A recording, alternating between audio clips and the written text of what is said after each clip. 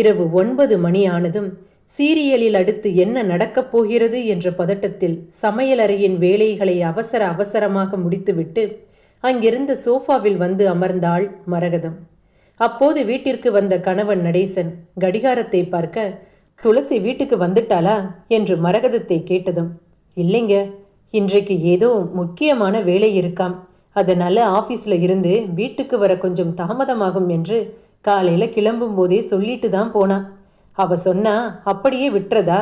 வயசு பொண்ணு, இரவு 9 மணி ஆன பின்பும் கூட வீட்டுக்கு வரலைனா அக்கம் பக்கத்தில் இருக்கிறவங்க நம்ம பொண்ணை பற்றி தப்பாக பேச மாட்டாங்க? முதல்ல நம்ம பொண்ணு துளசிக்கு ஃபோன் பண்ணி அவ எங்கே இருக்கான்னு கேளு என்றதும் மரகதம், என்னங்க, இப்பதான் கொஞ்ச நேரத்திற்கு முன்பு துளசிக்கு நானே ஃபோன் பண்ணி பேசினேன். அவ வீட்டுக்கு தான் வந்துகிட்டு இருக்கா. இன்னும் கொஞ்ச நேரத்தில் அவளே வந்துடுவா என்றாள் மரகதம். பின்பு மரகதம் தொலைக்காட்சியை பார்த்து, ஐயோ, இந்த மாமியார்காரி அந்த மருமகளை போட்டு என்ன பாடா படுத்துறா. அடுத்து என்ன நடக்க போகுதுன்னு தெரிஞ்சுக்கிறதுக்கு முன்னாடி இந்த விளம்பரம் வேற. என்னங்க, இந்த விளம்பரமே இல்லாமல் சீரியல் மட்டும் பார்க்க முடியுமா? அப்படி ஏதாவது புதுசாக கண்டுபிடிச்சிருக்காங்களா என்ன என்று மரகதம் நடேசனை பார்த்து கேட்டதும் அவளை முறைத்து பார்த்தார் நடேசன். அப்போது நடேசன் அவரது நண்பர் கணேசனிடமிருந்து அழைப்பு வரவே கைபேசியை எடுத்து தனது காதில் வைத்தபோது, என்ன நடேசா, உன் பொண்ணுக்கு நீ என்ன மாப்பிள்ளை பார்க்கலையா? நீ பார்ப்பதற்கு முன்பே உன் பொண்ணு துளசி பார்த்திருப்பா போல என்றதும் நடேசன், என்ன சொல்றீங்க? ஆமாம், நானும் உன் பொண்ணை யாரோ ஒரு பையன் கூட 2-3 இடத்துல சேர்த்து வச்சு பார்த்துட்டேன். எனக்கு என்னமோ மனசு கேட்கல. ஒன்றுக்குள்ள ஒன்றா பழகுறோம் இல்லையா, அதான் உங்ககிட்ட ஒரு வார்த்தை சொல்லலாமேன்னு ஃபோன் பண்ணி சொன்னேன். பார்த்து நடந்துக்கோ நடேசா என்று சொன்னதும் அவனது கண்கள் சிவந்தது. வாகனத்தின் சத்தம் கேட்டு வேகமாக சென்று கதவை திறக்க அங்கே தன் மகள் துளசி அவளது காதலன் கார்த்திக்குடன் இருசக்கர வாகனத்தில் வந்து இறங்கியது மட்டுமல்லாமல் அவனை பார்த்து சிரித்து சிரித்து பேசியதை பார்த்ததும் அவனது கண்கள் கோபத்தில் சிவந்தது. கதவை திறந்து அங்கே உள்ளே நுழைந்த தன் மகள் துளசியை பார்த்ததும் அவளிடம் எதுவும் கேட்காமல் கன்னத்தில் பலார் என்று ஓங்கி அறைந்தார்.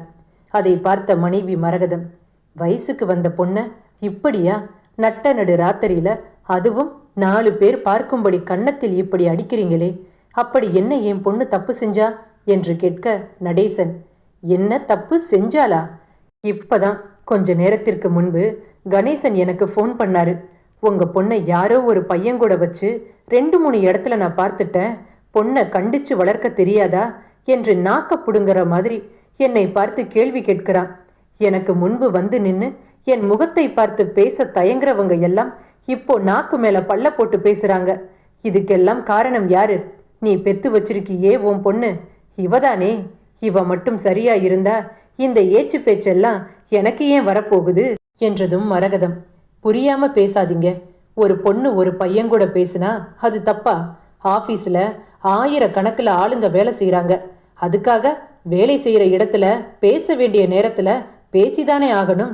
இது எல்லாம் பார்க்குறவங்க கண்ணுக்கு தப்பா தெரிஞ்சா அதுக்காக நம்ம பொண்ணை நாமளே சந்தேகப்படலாமா என்று மரகதம் கேட்டதும் நடேசன், சரி சரி, நாளைக்கு உன் பொண்ணு பார்க்க மாப்பிள்ளை வீட்டுக்காரங்க வர்றாங்க. மாப்பிள்ளை பெரிய இடம், மாசம் 2 லட்சம் ரூபாய் சம்பளம். என் சிநேகிதன் கண்ணாயிரத்தின் மகன் அருண் தான் மாப்பிள்ளை என்றதும் துளசி, என்னை கேட்காம எதுக்கு மாப்பிள்ளை வீட்டுக்காரங்களை நாளைக்கு வீட்டுக்கு வர சொன்னீங்க? நான் எதுக்கு உன்னிடம் கேட்க வேண்டும்? நாங்க உன்னை பெத்தவங்க, எங்களுக்கு தெரியாதா உனக்கு எதை எப்ப செய்ய வேண்டும் என்று நடேசன் கூறியதும் துளசி, அதற்காக என் விருப்பத்தை கூட கேட்காமல் நீங்களா முடிவு செய்யறதா? என்னால் அந்த அருணை திருமணம் செய்து கொள்ள முடியாது. ஏன், இப்போ உன்னை இந்த வீட்டு வாசல் படியில் வந்து விட்டுட்டு போறானே அந்த கார்த்திக், அவனைதான் கல்யாணம் செஞ்சுக்கணும்னு ஆசைப்படுறியா என்று நடேசன் கேட்டதும், இதுல என்னப்பா தப்பு இருக்கு? கார்த்திக்கை எனக்கு ரொம்ப நாளா தெரியும். நானும் கார்த்திக்கும் ஸ்கூல் பருவத்தில் இருந்தே காதல் செய்கிறோம். எனக்கு கார்த்திக்கை திருமணம் செஞ்சுக்க தான் விருப்பம். என்னால கார்த்திக்கை மறந்துட்டு நீங்க சொன்ன பையனுக்கு கழுத்தை நீட்ட முடியாது என்று கோபமாக பேசிவிட்டு தனது அறைக்கு சென்றவள் தன் அறையின் கதவை படார் என்று சாத்தினாள். அதை பார்த்ததும் நடேசன் தன் மனைவி மரகதத்தை பார்த்து, உன் பொண்ணுக்கு இவ்வளவு பிடிவாதம் இருந்தா அவளை பெத்தவன் நான். எனக்கு எவ்வளவு பிடிவாதம் இருக்கணும்? உன் பொண்ணுக்கு எடுத்து சொல்லி புரிய வை. நாளைக்கு மாப்பிள்ளை வீட்டுக்காரங்க அவளை பெண் பார்க்க இங்கு வருகிறார்கள். எந்த ஒரு சத்தமும் இல்லாமல் அலங்காரம் செஞ்ச முகத்தோட உன் பொண்ணு அந்த அருணுக்கு முன்னாடி வந்து நிற்கணும். இது உன் பொறுப்பு என்று கூறிவிட்டு அங்கிருந்து சென்றார் நடேசன். மரகதத்திற்கு கணவனா மகளா, இதில் யாருக்கு தான் பரிந்து பேசுவது என்று தெரியாமல் குழம்பி போய் நின்றாள். மறுநாள் காலை எப்போதும் போல துளசி 6 மணிக்கு எழுந்து குளித்து முடித்துவிட்டு டேபிளில் தாய் மரகதம் செய்து வைத்திருந்த இட்லியை எடுத்து 2 வாய் போட்டுவிட்டு அலுவலகத்திற்கு செல்வதற்காக சுவற்றில் தொங்கவிடப்பட்டிருந்த ஸ்கூட்டியின் சாவியை தேடிக்கொண்டிருந்தாள். அப்போது அங்கே நின்ற தந்தை நடேசன், எங்கம்மா கிளம்புற என்று கேட்க, ஆஃபீஸுக்கு போறேன். இன்னைக்கு முக்கியமான கிளைண்ட் மீட்டிங் இருக்கு. நான் போனாதான் அங்கே வேலை நடக்கும். முதல்ல அந்த சாவியை கொடுங்க என்றதும் நடேசன், என்னோட முடிவை நான் நேற்றே சொல்லிவிட்டேன். இனிமேல் நீ எங்கேயும் போக வேண்டாம். நீ படிச்சு வேலை செஞ்சு எங்களுக்கு சம்பாதிச்சு கொடுத்த வரைக்கும் போதும். இனிமே நாங்க காட்டுற பையனுக்கு கழுத்தை நீட்டு. அதுதான் நீ எங்களுக்கு கொடுக்கிற கடைசி மரியாதை. அதற்கு துளசி, உங்க முடிவை நீங்க சொல்லிட்டீங்க. என்னோட முடிவு, என் வாழ்க்கை என் காதலன் கார்த்திக்குடன் மட்டும்தான். என்னால நீங்க சொல்லுற பையனுக்கெல்லாம் கழுத்தை நீட்ட முடியாது என்றதும் தன் மகள் துளசியை பார்த்து வானமும் பூமியும் அதிரும்படி சிரித்தார். அதை பார்த்ததும் ஒன்றும் புரியாத துளசி, எதுக்காக இப்படி சிரிக்கிறீங்க என்று நடேசனை பார்த்து கேட்க, அதற்கு நடேசன், என்னம்மா இன்னமும் இந்த அப்பாவை புரிஞ்சுக்காம இருக்கிறியே? எங்களை மீறி உன்னால அந்த கார்த்திக்க திருமணம் செய்ய முடியும் என்று நீ நினைக்கிறாயா? அப்படி ஒன்று உன் வாழ்க்கையில் நடந்தா உன் கூட சேர்ந்து வாழ அந்த கார்த்திக் உயிரோட இருக்க மாட்டான் என்றதும் துளசியின் இதயம் ஒரு கணம் படபடத்து போனது. தன் காதலா அல்லது காதலனின் உயிரா, இதில் எது முக்கியம் என்று குழம்பிய துளசி, தன் காதலன் நன்றாக இருந்தால் மட்டும் போதும் என்று தன் மனதை கல்லாக்கி கொண்டு தந்தையின் பேச்சை மீற முடியாமல் அங்கே வீட்டிற்கு வந்திருந்த மாப்பிள்ளை வீட்டாரின் முன்பு உயிரற்ற ஒரு பொம்மையாய் வந்து நின்றாள். இரு வீட்டாருக்கும் பிடித்து போகவே துளசி அருணின் திருமணம் ஜெட் வேகத்தில் ஒரே வாரத்தில் நடந்து முடிந்தது. நடேசன் மிகப்பெரிய செல்வாக்கு படைத்தவர். அருணின் குடும்பமும் நடேசனின் குடும்பத்திற்கு சலித்தது கிடையாது. அதனால் திருமணமும் கோலாகலமாக நடந்து முடிந்தது. அலங்காரம் செய்யப்பட்டு தயாராக வெளியே நின்று கொண்டிருந்த அலங்கரிக்கப்பட்ட அந்த வாகனத்தில் மணமக்கள் துளசி மற்றும் அருண் இருவரும் ஏறி அவர்களது வீட்டை சென்றடைந்தனர். அங்கே இருவருக்கும் ஆரத்தி எடுக்கப்பட்டு துளசி வீட்டிற்குள் வரவேற்கப்பட்டாள். பின்பு அருணின் அறையானது சினிமாக்களை மிஞ்சும் வகையில் முதலிரவு அறை தயார் செய்யப்பட்டிருந்தது. முதலிரவுக்காக துளசி அலங்காரம் செய்யப்பட்டு தேவதை போல ஜொலித்தாள். பின்பு அங்கிருந்த வாலிப பெண்கள் துளசியிடம் ஒரு பால் செம்பை கொடுத்து அவனது அறைக்குள் அனுப்பி வைத்தனர். அங்கே அலங்கரிக்கப்பட்ட அந்த அறையை பார்த்ததும் துளசியின் மனம் கார்த்திக்கை நினைத்து ஏங்கியது. திருமணம் செய்தும் கூட துளசியால் தன் காதலன் கார்த்திக்கை முழுவதுமாக மறக்க முடியவில்லை. இந்த முதலிரவை எப்படியாவது தடுத்து நிறுத்த வேண்டும் என்று அவள் மனம் போராடி கொண்டிருந்தது. அந்த நேரத்தில் அங்கே வந்த மாப்பிள்ளை அருண் துளசியை பார்த்து, உனக்கும் எனக்கும் திருமணம் என்பது ஏதோ ஒரு ரயில் பயணம் மாதிரி. ரொம்ப சீக்கிரத்தில் நடந்து முடிஞ்சிருச்சு. ஆனால் இந்த சடங்கு சம்பிரதாயம் எல்லாம் வெளியில் இருக்கிற எங்க அப்பா அம்மாவுக்காக மட்டும்தான். உன்னுடைய அனுமதி இல்லாமல் என்னுடைய நிழல் கூட உன்மேல் படாது. நீ எப்போ இதற்கெல்லாம் சரி என்று சம்மதிக்கிறாயோ அப்போதுதான் நமக்கு உண்மையான முதல் இரவு. நீ இப்போது தாராளமா ஓய்வெடுக்கலாம் என்று கூறிவிட்டு தரையில் ஒரு பாயை விரித்தபடி மெத்தையின் மேல் வைக்கப்பட்டிருந்த தலையணையை எடுத்துக்கொண்டு தரையில் உறங்கச் சென்றான் கணவன் அருண். துளசி எதுவும் பேசாமல் மெத்தையின் மேல் உறங்கினாள். மறுநாள் இருவரும் தேனிலவிற்காக தனது ஊருக்கு சற்று அருகில் இருந்த குளிர் பிரதேசத்திற்கு சென்றிருந்தனர். அங்கே கணவன் அருண் துளசியிடம் நாசுக்காக பேசி அவளது கைபேசியை வாங்கி தன்னிடம் வைத்து கொண்டான். பின்பு இருவரும் வெளியே சுற்றி பார்க்க சென்றனர். அங்கே குளிர்ந்த பிரதேசத்தில் பல வண்ணப்பூக்கள் பூத்து குலுங்க மக்கள் கூட்டம் திரளாக இருந்தது. துளசியும் அந்த இயற்கையை பார்த்து தன்னை சற்று ஆஸ்வாசப்படுத்தி கொண்டாள். திருமணம் முடிந்து 2 நாட்கள் ஆன பின்பும் கூட துளசியால் அருணை தன் கணவனாக முழுமையாக ஏற்றுக்கொள்ள முடியவில்லை. இருந்தும் தன் காதலை மனதிற்குள் சுமந்தபடி அவனுடன் இயற்கையை ரசித்தபடி அந்த குளிர் பிரதேசத்தை வலம் வந்தாள் துளசி. துளசிக்கு யார் தொலைபேசியில் அழைத்து பேச முயற்சி செய்தாலும் தொலைபேசி அருணிடம் இருந்த காரணத்தினால் அவன் மட்டுமே அதற்கு பதிலளிப்பான். ஆரம்பத்தில் பலரும் அதனை யதார்த்தமாக தான் நினைத்தனர். ஆனால் யாருக்கும் அப்போது தெரியாது அருணின் சுயரூபம் என்னவென்று. இருவரும் தங்கள் தேனிலவை முடித்துவிட்டு நேராக துளசியின் வீட்டிற்கு மறு வீட்டிற்காக சென்றனர். திருமணம் முடிந்து முதல் முறையாக மறு வீட்டிற்கு வந்த தன் மகள் மற்றும் மருமகனை வரவேற்பதற்காக மரகதம் அன்று அவர்களுக்கு பிடித்தமான உணவு பதார்த்தங்கள் அனைத்தையும் தயார் செய்து வைத்திருந்தாள். அதனால் நடேசன் தன் வீட்டையே பண்டிகை நாள் போல அலங்கரித்து வைத்திருந்தார். தூரத்தில் அவர்களின் கார் வருவதை பார்த்ததும் நடேசன் வான வேடிக்கையுடன் பட்டாசு வெடிக்க அங்கே புகை சூழ்ந்த இடத்தில் தேவதை போல காரில் வந்து இறங்கினர் துளசி மற்றும் அருண். இருவருக்கும் மரகதம் ஆரத்தி எடுத்து அவர்களை உள்ளே வரவேற்றாள். உள்ளே வந்த அருண் மாமனார் நடேசனை பார்த்ததும் தன்னிடம் இருந்த ஐபோனை அவருக்கு பரிசளித்தான். அதனை வாங்கிய நடேசன், எனக்கு எதுக்கு இந்த ஐபோன் எல்லாம், எனக்கு இதை எப்படி பயன்படுத்த வேண்டும் என்று கூட தெரியாது என்றார். அதற்கு அருண், ஆன்லைனில் இப்போ புதுசாக பார்த்தேன், எனக்கு இந்த ஃபோன் ரொம்ப பிடிச்சிருந்தது, நான் துளசிக்காக தான் இந்த ஃபோனை வாங்கினேன். ஆனால் துளசிக்கு இதிலையெல்லாம் விருப்பம் இல்லை போல, நீங்கள் தான் பெரிய தொழில் அதிபராச்சு, இப்போ யாரு ஐஃபோன் இல்லாமல் இருக்கா, விலையும் இப்போ குறைஞ்சிருக்கு, அதனால தான் உங்களுக்கு வாங்கி தரலாமேன்னு ஐஃபோன் 14 வாங்கிட்டு வந்திருக்கிறேன், உங்களுக்கு பிடிச்சிருக்கா என்றதும் நடேசன், ரொம்ப பிடிச்சிருக்குப்பா, எனக்கு அன்பா யாருமே இவ்வளவு விலை உயர்ந்த ஃபோனை பரிசளித்ததே இல்லை, நானும் ரொம்ப நாளா இந்த ஐஃபோன் வாங்கணும்னு நினச்சிட்டு தான் இருந்தேன், இது பயன்படுத்துவதற்கு மிகவும் பாதுகாப்பானது என்று என் நண்பர்கள் சொல்ல நான் கேள்விப்பட்டிருக்கிறேன் என்று பேசிக்கொண்டிருக்க அங்கே வந்த மரகதம், சரி சரி பேசின வரைக்கும் போதும், வந்தவங்கள சாப்பிட சொல்ல வேண்டாமா? பின்பு மரகதம் மாப்பிள்ளை அருணை பார்த்து, தம்பி வாங்க, உங்களுக்கு பிடிச்சமான எல்லா உணவு பதார்த்தமும் செய்து வைத்திருக்கிறேன், சாப்பிட்டு பார்த்து இந்த மாமியாரோட சமையல் எப்படி இருக்குன்னு சொல்லுங்க என்றாள் மரகதம்.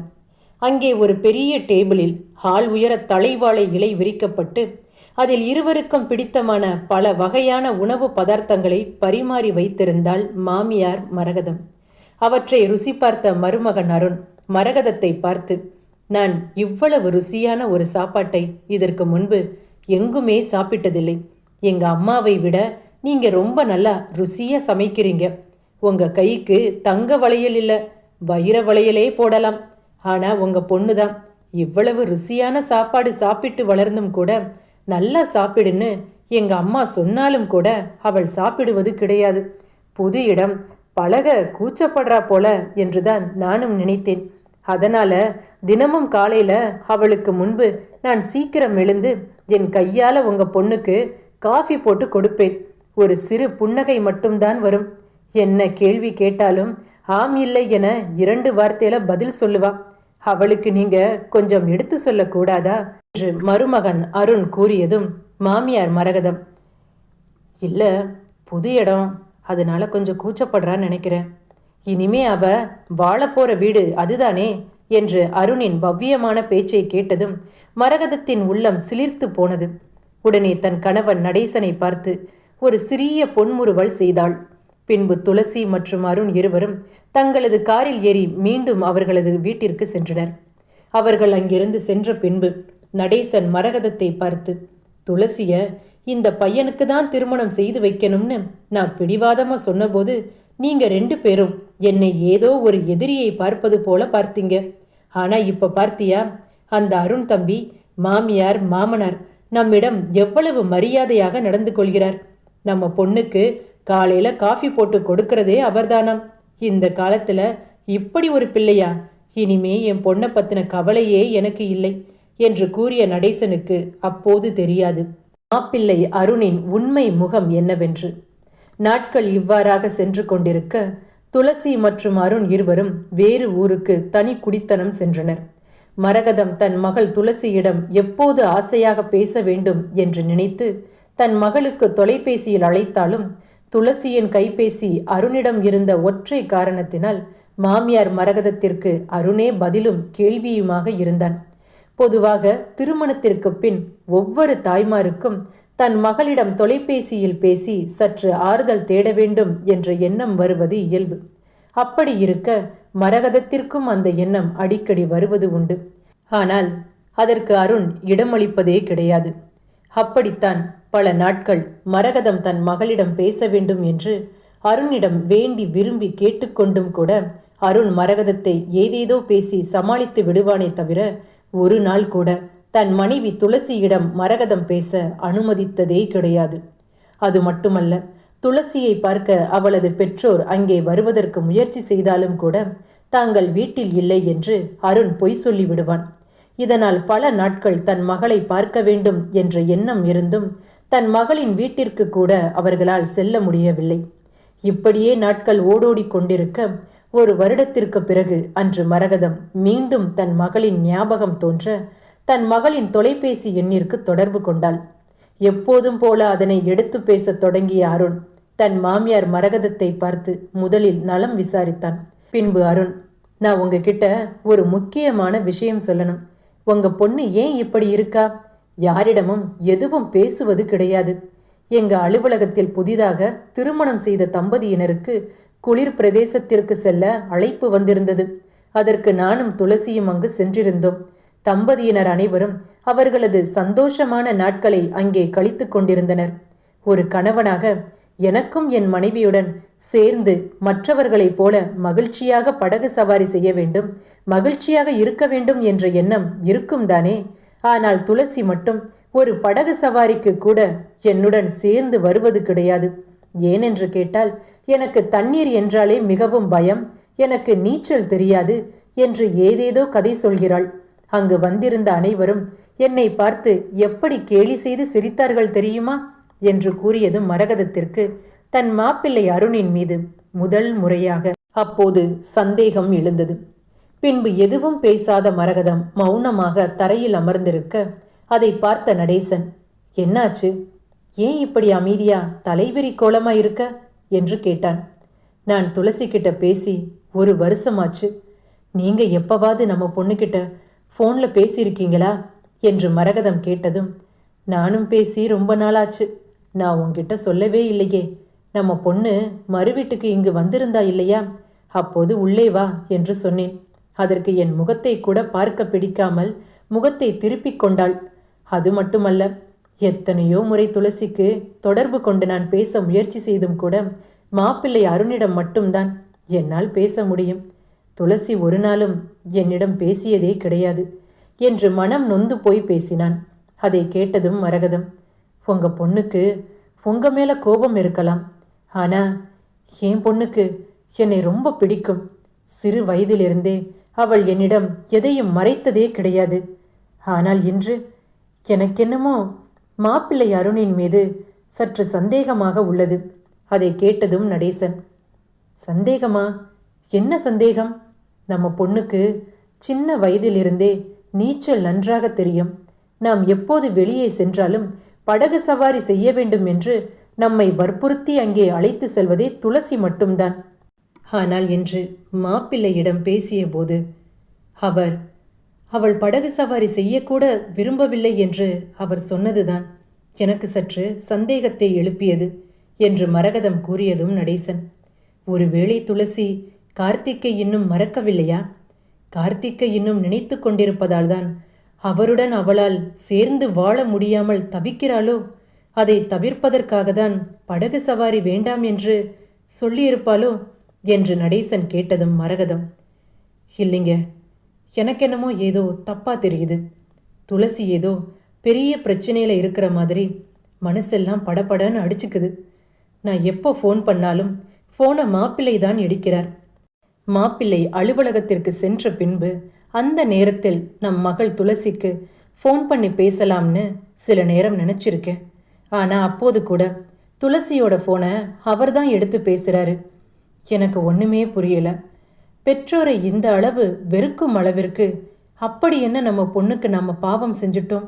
எனக்கு துளசியை நேரில் பார்த்து அவளிடம் 2 வார்த்தை பேசினால் மட்டும்தான் எனக்கு போன உயிர் திரும்ப வரும். நாம் நாளைக்கே நம்ம பொண்ணு துளசியை பார்க்க அவள் வீட்டுக்கு போகலாமா என்று மரகதம் கேட்டதும் நடேசன், சரி சரி, ஆனா நாம மாப்பிள்ளை என்று இழுக்க, மரகதம், அவரிடம் எதுவும் சொல்ல வேண்டாம். நாம நாளைக்கு கிளம்பி போகலாம். அது அவருக்கு ஒரு சர்ப்ரைஸா இருக்கும் இல்லையா என்றதும் மரகதம் தன் மகளுக்கு பிடித்தமான இனிப்பு கார வகைகளை செய்து கொண்டு மறுநாள் காலை 4 மணிக்கு காரில் ஏறி துளசியின் வீட்டினை சென்றடைந்தனர். அங்கே தரை முழுவதும் புற்கள் சூழ்ந்தபடி அழுக்கு படிந்த அந்த வீட்டை பார்த்ததும் மரகதத்தின் மனம் இன்னும் சற்று படபடத்தது. வாகனத்தின் சத்தம் கேட்டு கதவை வந்து திறந்தான் மருமகன் அருண். உள்ளே சென்றதும் களைந்த தலையுடன், நிறம் மழுங்கி, உடல் மெலிந்து, பேசக்கூட திராணியற்றவளாய் அங்கே நின்று கொண்டிருந்த தன் மகள் துளசியை பார்த்ததும் மரகதத்தின் கண்களில் இருந்து கண்ணீர் வடிந்தது.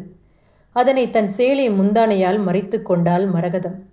பின்பு அருண், நீங்க வர்றதா ஒரு வார்த்தை சொல்லி இருந்தீங்கன்னா நான் உங்களுக்கு தேவையான எல்லாம் ஏற்பாடு செய்திருப்பேனே என்று கேட்க, இல்ல மாப்பிள்ள, உங்களுக்கு இன்ப அதிர்ச்சி கொடுக்கலாம் என்ற எண்ணத்தில்தான் நாங்கள் உங்களிடம் எதுவும் தெரிவிக்கல என்றார் நடேசன். அது மட்டுமல்லாது துளசி தன்னை பற்றிய உண்மையை அவள் பெற்றோரிடம் தெரிவித்து விடுவாளோ என்ற பயத்தில் அவள் பின்னால் அட்டை பூச்சி போல ஒட்டிக்கொண்டான் மருமகன் அருண். 1 வருடத்திற்கு பின் தன் மகளை பார்த்த மரகதத்திற்கு ஒரு தாயாக தன் மகளின் திருமண வாழ்க்கையை பற்றி தெரிந்து கொள்ள வேண்டும் என்று பல முறை அவள் முயற்சி செய்தும் மாப்பிள்ளை துளசியின் பக்கத்திலேயே இருந்ததால் அவளால் தன் மகளிடம் எதுவும் கேட்டு தெரிந்து கொள்ள முடியாமலே போனது. சிறிது நேரத்திற்கு பின் இருவரும் மீண்டும் தங்களது ஊருக்கு செல்வதற்காக காரில் ஏறி சென்றபோது போகும் வழியில் மரகதம் திடீரென்று தனது காரில் இருந்து இறங்கி தண்ணீரை வைத்து முகத்தை கழுவினாள். மகளை பார்த்ததிலிருந்து நடேசனின் மனம் அவனிடமே இல்லை. தேவதை போல வீட்டில் வலம் வந்த தன் மகள் துளசி தலைவிரி கோலமாய் உடல் மெலிந்திருப்பதை பார்த்ததிலிருந்து அவனின் மனம் தான் ஏதோ தவறு செய்து விட்டோமோ என்று துடிதுடித்தது. அதன் விளைவு அவன் இதய துடிப்பு நின்று அவனுக்கு மாரடைப்பு வரவே அந்த இடத்திலேயே அவனின் உயிர் பிரிந்தது. அதனை தெரியாத மனைவி மரகதம் அவன் முகத்தில் தண்ணீர் தெளித்து அவனை எழுப்ப முயற்சி செய்தாள். இருந்தும் என்ன பயன்? போன உயிர் திரும்பவா போகிறது? இல்லை, யமனின் பாசக்கயிறிலிருந்து ஒருவர் விடுபடதான் முடியுமா? இத்தனை வருடமாக கணவனே தனக்கு துணை என்று வாழ்ந்து வந்த மரகதத்திற்கு கணவனை உயிரற்ற கோலத்தில் பார்த்ததும் அந்த இடத்திலேயே மரகதம் மயங்கி தரையில் சுருண்டு விழுந்தாள். அந்நேரம் கடவுள் போல அந்த வழியாக வந்த துளசியின் முன்னாள் காதலன் கார்த்திக் சாலையோரமாக மயங்கி கிடந்த அவர்கள் இருவரை பார்த்ததும் துளசியின் பெற்றோர் என்று தெரியாமல் அவர்களை மருத்துவமனைக்கு அழைத்துச் சென்றான். அங்கே நடேசனை பரிசோதித்த மருத்துவர் நடேசன் மாரடைப்பால் 2 மணி நேரத்திற்கு முன்பே உயிரிழந்து விட்டதாக சொன்னார். பின்பு அவனது உடல் அவனது வீட்டிற்கு கொண்டு வரப்பட்டது. அப்போது வரைக்கும் அவனுக்கு மரகதம் தன் காதலி துளசியின் தாய் என்பது தெரியாது. நடேசனின் வீட்டை பார்த்ததும் தான் இது துளசியின் பெற்றோர் என்ற உண்மை அவனுக்கு தெரிய வந்தது. வீட்டு வாசற்படியை தாண்டாத மரகதம் தன் கணவனை பறிகொடுத்த சூழ்நிலையில் என்ன செய்வது என்று தெரியாமல் திக்குமுக்காடி நின்றாள். தன் தந்தையின் முகத்தை கடைசியாக பார்க்கக்கூட துளசியை அவள் கணவன் அருண் அனுமதிக்கவில்லை. அதனால் கார்த்திக் துளசியை அழைத்து வருவதற்காக அவளின் வீட்டிற்கு சென்றிருந்தான். ஆனால் அங்கே கதவு வெளிப்புறமாக பூட்டப்பட்டு இருப்பதை பார்த்ததும் ஏமாற்றமடைந்தான். பிறகு நடேசனின் இறுதி காரியம் அனைத்திற்கும் மரகதத்திற்கு உறுதுணையாக இருந்து உதவி செய்தது கார்த்திக் மட்டும்தான். வந்தவர்கள் போனவர்கள் என்று அங்கே வீடு முழுவதும் அழுகையும் கூக்குரலுமாக இருந்தது. பிறகு மரகதத்தை ஆஸ்வாசப்படுத்தி அவளுக்கு ஆறுதல் கூறிய கார்த்திக் தனது தந்தையின் இறப்புக்கு கூட வராத துளசியை பற்றி அவளிடம் கேட்டபோது மரகதம் தன் மகளை பற்றி பேசவே தனக்கு விருப்பமில்லை என்று கூறினாள். அதை கேட்டதும் அவனுக்கு என்ன பதில் சொல்வது என்றே தெரியவில்லை. துளசி அப்படிப்பட்ட பெண் கிடையாதே. அவள் தந்தையின் மீது மிகுந்த பாசத்துடன் நடந்து கொண்டவள். அப்படி இருக்க தந்தையின் இறுதி சடங்கிற்கு கூட வர முடியாத துளசிக்கு அங்கே நடந்தது என்ன என்று பல சந்தேகங்கள் காதலன் கார்த்திக்கின் மனதில் ஓடியது. உடனே துளசியின் வீட்டிற்கு சென்ற கார்த்திக் அங்கே வீட்டின் எதிரே இருந்த ஒரு தேநீர் கடையில் தேநீர் வாங்கி அருந்தினார். அப்போது வீட்டிலிருந்து வெளியே வந்த துளசியின் கணவன் அருண் வீட்டின் கதவை வெளிப்புறமாக பூட்டை வைத்து பூட்டுவதை உற்று நோக்கினான் கார்த்திக். அருண் எதற்காக கதவை வெளிப்புறமாக பூட்டி செல்ல வேண்டும்? அப்படியென்றால் துளசி வீட்டில் இல்லையா? துளசி வேறு எங்கு சென்றிருப்பாள் என்று பல சந்தேகம் அவனுக்குள் எழுந்தது. உடனே வீட்டின் பின்புறமாக சென்று பார்த்தபோது அங்கே துளசி உடம்பில் ஒட்டு துணி இல்லாமல் நிர்வாணப்படுத்தப்பட்டு இரத்த வெள்ளத்தில் மயங்கி கிடந்ததை பார்த்ததும் ஒரு ஆணாக, ஒரு தோழனாக அவன் மனம் எரிமலையாய் வெடித்து சிதறியது. தன் மனைவியை இப்படிப்பட்ட ஒரு கோலத்திலா அருண் வைத்திருக்கிறான் என்று எண்ணி எண்ணி அவன் கண்கள் சிவந்தன. உடனே தான் அங்கு கண்ட நிகழ்ச்சியை மரகதத்திற்கு தெரிவித்தான் கார்த்திக். பதறி அடித்து தன் மகளின் வீட்டிற்கு ஓடோடி வந்த தாய் மரகதம் தன் மகளை அந்த நிலையில் பார்த்ததும் தன் தலையில் அடித்து கொண்டு கதறி அழுதாள். பின்பு மரகதம் கார்த்திக்கை தன்னுடன் அழைத்து கொண்டு காவல் நிலையத்திற்கு சென்றாள். இதற்கு மேலும் தன் மகள் இப்படிப்பட்ட ஒரு அரக்கனுடன் வாழ வேண்டிய அவசியமில்லை என்று முடிவு செய்த மரகதம் மருமகன் அருணின் மீது காவல் நிலையத்தில் புகார் கொடுத்தாள். புகார் கொடுத்த சில மணி நேரங்களில் காவல்துறையினர் துளசியின் வீட்டை நோக்கி பயணம் செய்தனர். காவல்துறை அதிகாரிகள் துளசியின் வீட்டிற்கு சென்றபோது மணி இரவு சரியாக 10. பொதுவாக இரவு நேரங்களில் வீட்டின் உள்விளக்குகள் அணைக்கப்பட்டு எப்போதும் வெளியில் சிறிய மின் விளக்கையாவது எரிய விடுவதுதான் நமது வழக்கம். ஆனால் அன்று துளசியின் வீட்டில் வீடு முழுவதும் இருளால் சூழப்பட்டிருந்தது. வீட்டிற்கு வெளியே பொருத்தப்பட்டிருந்த காலிங் பெல்லை அழுத்த சத்தம் கேட்டு வெளியே வந்தான் மாப்பிள்ளை அருண். காவல்துறை அதிகாரிகள் உடனடியாக அவனை சுற்றி வளைத்தனர். வீட்டிற்குள் தலையில் அடிபட்டு இரத்த வெள்ளத்தில் சுயநினைவற்று கிடந்த துளசியை அருகில் இருந்த மருத்துவமனையில் கொண்டு சேர்த்தனர் காவல்துறை அதிகாரிகள். பின்பு அருண் நீதிபதியின் முன்பு ஒப்படைக்கப்பட்டான்.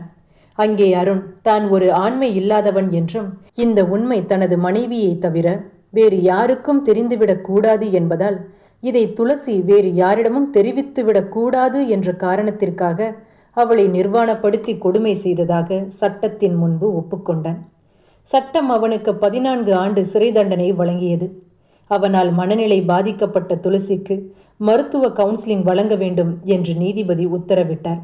6 மாதங்களுக்கு பிறகு அந்த காப்பகத்தில் இருந்து வெளியே வந்த தன் மகளை பார்த்ததும் மரகதம் தன் மகளை முதல் முறை தனது கையில் எடுத்து கொஞ்சிய போது அவள் மனம் எப்படிப்பட்ட ஒரு இன்பத்தை அடைந்ததோ அதற்கு இணையாக தன் மகள் முழுவதுமாக குணமடைந்த நிலையில் அந்த காப்பகத்தில் இருந்து வெளியே வந்ததை பார்த்ததும் ஒரு தாயாக தன் மகளை கட்டி அணைத்து முத்தம் கொஞ்சி மகிழ்ந்தாள். வரவேற்பதற்காக கையில் பூங்கொத்துடன் அங்கே நின்று கொண்டிருந்த கார்த்திக்கை பார்த்ததும் துளசியின் கண்கள் கண்ணீரால் அவனுக்கு நன்றி சொல்லியது. அவர்கள் இருவரையும் பார்த்த மரகதத்திற்கு மீண்டும் கார்த்திக்கையே துளசிக்கு திருமணம் செய்து வைத்துவிடக் கூடாதா என்று நினைத்தாள்.